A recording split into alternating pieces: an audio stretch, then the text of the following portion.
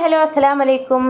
நம்மளோட ஹிம்னஸ் விலாகில் வந்து ஒரு சின்ன விலாக் ஆகிட்டு மோதகம் வந்து எப்படி எடுக்க போகிறோம் தான் நம்மளோட இன்னைக்கோட வீடியோ.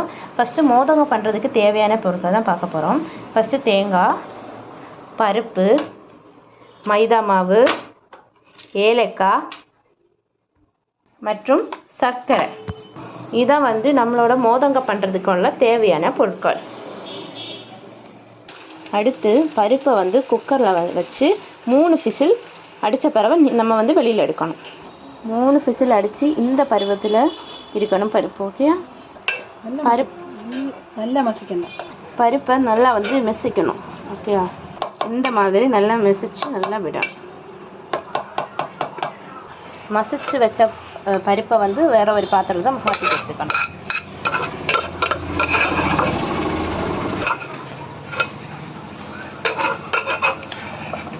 அதுக்கப்புறம் கூட தேங்காய், அதுக்கப்புறம் அது கூட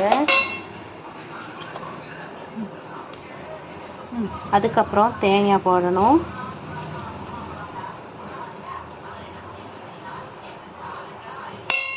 நல்லா கிண்டி விடணும்.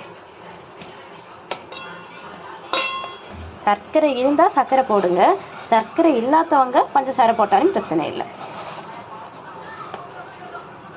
ஏலக்காவை பிச்சு போடணும். 3 ஏலக்காய் வந்து நல்லா பிச்சு போடணும்.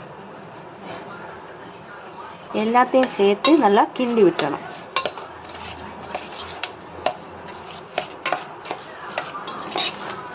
எல்லாம் வந்து நல்லா கலந்து நம்ம விட்டாச்சு. பார்த்தீங்களா, இந்த மாதிரி நல்லா கலந்துடணும். அடுத்து வந்து நம்ம என்ன பண்ண போகிறோம்னா, மைதா மாவை ஒரு பாத்திரத்தில் போதுமான அளவுக்கு நல்லா தட்டி விடணும்.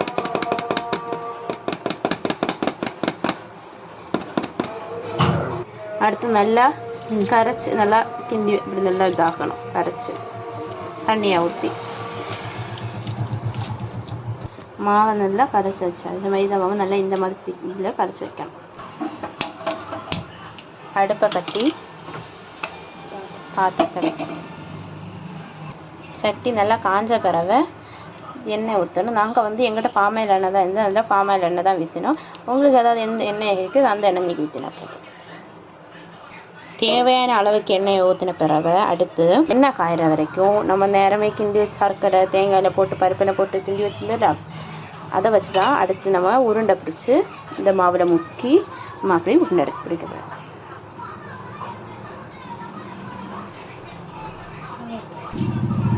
இந்த மாதிரி நல்லா உருண்டை பிடிச்சிட்டு நம்ம மைதா மாவுக்கு தான் வச்சுருந்தோம்ல அதில் முக்கி காஞ்ச பிறகு எண்ணெயில் போட்டு இந்த மாதிரி நல்லா பொரிச்சு எடுக்கணும். நாங்கள் நினச்சது மோதகம் வந்து ரவுண்டாக வரும் அப்படி தான் நினச்சோம். ஆனால் பார்த்துக்கலாம் இந்த பருப்பு இது மாதிரி இருந்ததில் அது டக்குன்னு கரெக்டாக வரல. ஆனால் மோதகம் தான், ஆனால் மோதகோட அந்த ரவுண்ட் ஷேப்பில் வரல. நம்மளோட இதில் நம்ம எந்த ஷேப்பில் வந்தோ அது ஓகே, நமக்கு வச்சுக்கலாம். அதே மாதிரி உங்களுக்கு எந்த ஷேப்பில் வந்து நினைக்க வேண்டாம்.